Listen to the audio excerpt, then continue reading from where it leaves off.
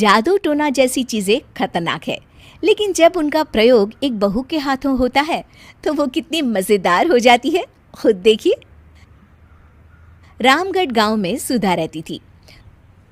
सुधा की सास उससे बड़ा काम कराती, तो पति ऐसा जो ना कभी घुमाने ले जाता और ना ही कभी कोई तोहफा लाता। बेचारी इस बात से हमेशा दुखी रहती, लेकिन एक दिन उसकी जिंदगी बदल जाती है। अरे सुधा, सारा दिन न जाने क्या क्या सपने देखती रहती है। जाकर कुछ बढ़िया सा खाना बना कर ले आ। सपना ना देखो तो क्या करूं, मेरे तो कर्म ही फूट गए जो ऐसे घर में शादी हो गई। इससे अच्छा तो माँ जी कोई फुल टाइम मेड ही रख लेते।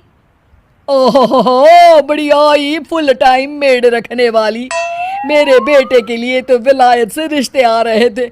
वो तो तेरे पापा ने तेरी इतनी झूठी तारीफ कर दी कि हमारा तो मन ही पिघल गया। अच्छा, विदेश से रिश्ते? वाह माँ जी वाह। अरे भगवान से तो डरिए, विलायती बहू लाकर क्या गाय का गोबर लिपवाती। बहू बहू होती है, ना वो देशी होती है ना विलायती। बहू का काम सिर्फ सास की सेवा और घर का काम होता है। और सुन, तुझे मैं क्यों बताऊं कि मैं क्या करती? जाकर घर का काम कर। सुधा मन महसूस कर वहां से चली जाती है। शाम को सुधा का पति जल्दी घर आता है, जिसे देख सुधा खुश हो जाती है। जी, आ गए आप? जरूर मुझे कहीं घुमाने ले जाने का प्लान होगा आपका। सब समझती हूँ मैं। अरे नहीं भाग्यवान, घूमना क्या है, बस आज जल्दी बस मिल गई तो घर जल्दी पहुंच गया। अच्छा सुनो, जरा आज शाम की चाय के साथ पकोड़े भी तल लेना, बड़ा मन कर रहा है। सुधा पति की बात सुनकर पैर पटकती हुई किचन में चली जाती है। वो काम करते करते खिड़की के बाहर देखती है कि तभी उसे एक चमकीली सी कॉपी दिखाई देती है। वो खिड़की से उस कॉपी को उठा लेती है और उसे खोल कर देखती है तो उसमें सुनहरे अक्षरों में लिखा होता है, जादुई किताब, इस पर जो लिखो वो सच होता है। सुधा उस किताब को देखकर खुश हो जाती है और जल्दी से पास रखी पेंसिल उठाकर उसमें लिख देती है, मेरी सास सारा काम कर दे। तभी उसकी सास किचन में आ जाती है और कहती है, अरे बहू, सारा दिन लगी रहती है काम में, अब जाकर आराम कर ले। मैं तेरे लिए चाय और गर्मा गर्म पकोड़े लेकर आती हूँ। सुधा ये देखकर हैरान हो जाती है और कॉपी लेकर कमरे में आ जाती है। तभी वो देखती है कि उसका पति आराम से बैठकर किताब पढ़ रहा होता है। सुधा झट से कॉपी निकालकर उसमें लिखती है, मेरा पति मुझे घुमाने ले जाए। बस फिर क्या था, सुधा का पति किताब बगल में रख देता है और उससे कहता है, बहुत दिन हो गए हम कहीं घूमने नहीं गए ना, चलो कल मैं ऑफिस से छुट्टी ले लेता हूँ। सुधा ये सुनकर खुश हो जाती है कि तभी उसकी सास हाथ में चाय और पकोड़े लेकर खड़ी हो जाती है। चलो बहू, कुछ खा लो। अरे किस्मत वाले हैं हम जो हमें तू मिली, वरना मेरे बेटे की शादी कहीं तय ही नहीं हो रही थी। कोई लड़की इस घर में शादी नहीं करना चाहती थी।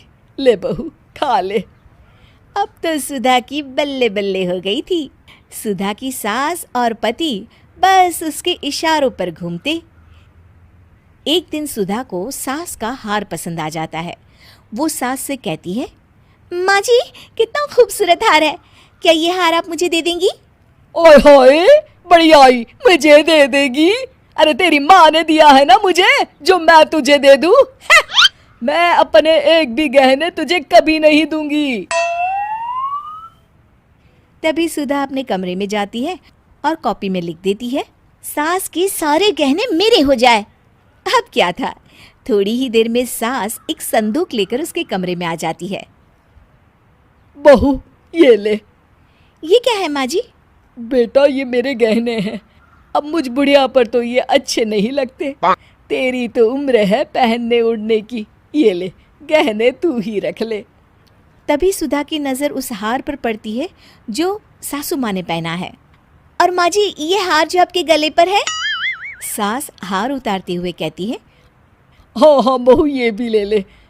फिर कान के टापस उतारते हुए कहती है, ये ले बेटा, तू ये भी ले ले। फिर एक एक कर वो अपने सारे पहने हुए गहने उतारने लगती है। ये भी ले ले बहू, ये भी ले ले। सुधा तो खुशी के मारे बौखला जाती है। हाँ हाँ, लाइए लाइए, लाइए लाइए। तभी सुधा का पति उसके पीछे आकर खड़ा हो जाता है और जोर से चिल्लाता है। अरे सुधा, क्या हुआ? क्या लाइए लाइए कर रही हो? अरे जरा कढ़ाई में तो देख लो, सारे के सारे पकोड़े जल गए। तभी सुधा की सास भी उसके सामने आ जाती है। इस लड़की से तो एक काम ठीक से नहीं होता, दिन भर सपने ही देखती रहती है। तभी सुधा को होश आता है। वो खिड़की के बाहर देखती है जहां उसे कुछ दिखाई नहीं देता। दरअसल जादुई वादुई कुछ नहीं था, वो सिर्फ एक काल्पनिक सपना था जो सुधा अपनी जिंदगी से तंग आकर देख रही।